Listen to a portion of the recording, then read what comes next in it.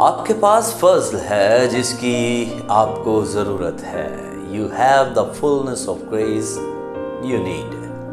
اور ہم میں سے ہر ایک پر مسیح کی بخشش کے اندازہ کے موافق فضل ہوا ہے. افسیوں 4 باب اور اس کی 7ویں آیت.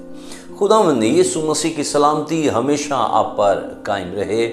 عزیزو، فضل خدا کی طرف سے ایک خاص صلاحیت ہے جس سے ہم اس کی مرضی یا مقصد کو پورا کر سکتے ہیں. ابتدائی آیت میں یہی سکھایا گیا ہے کہ خداوند مسیح یسوع پر ایمان رکھنے والوں کو مافوق الفطرت تحائف ملتے ہیں، اور یہ تحائف فضل کے ساتھ ہوتے ہیں. مذکورہ آیت میں اس بات پر بھی زور دیا گیا ہے کہ اس فضل کی پامائش یکساں نہیں ہے. تحائف جتنے بڑے ہوں گے فضل کا پیمانہ اتنا ہی زیادہ ہوگا. لہٰذا خدا کے فرزند کے طور پر آپ کو جس چیز کے بارے میں فکر مند ہونے کی ضرورت ہے وہ یہ ہے کہ آپ ان تحائف کے ساتھ کیا کر رہے ہیں. یہ تحائف آپ کے توڑے ہیں. برائے مہربانی اپنے تحائف کا دوسروں سے موازنہ نہ کریں، کیونکہ مالک خداوند آپ سے وفاداری کی توقع رکھتا ہے.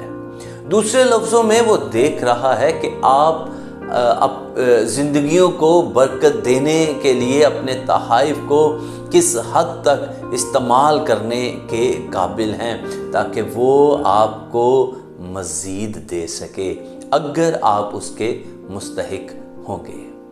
متی رسول کی معرفت انجیلی بیان 25واں باب 20ویں آیت سے 30ویں آیات کا ضرور مطالعہ کیجئے گا. خدا ان کی تعریف ہو.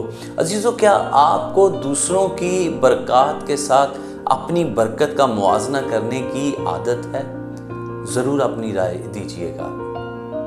کیا آپ کو آج کے پیغام سے برکت ملی؟ برائے مہربانی کمنٹ سیکشن پر جائیں اور اپنی رائے اور گواہی شیئر کریں. آپ اپنی دعائیہ درخواست بھی بھیج سکتے ہیں تاکہ ہم آپ کے لیے دعا کریں. شکریہ. خدا آپ کو برکت دے.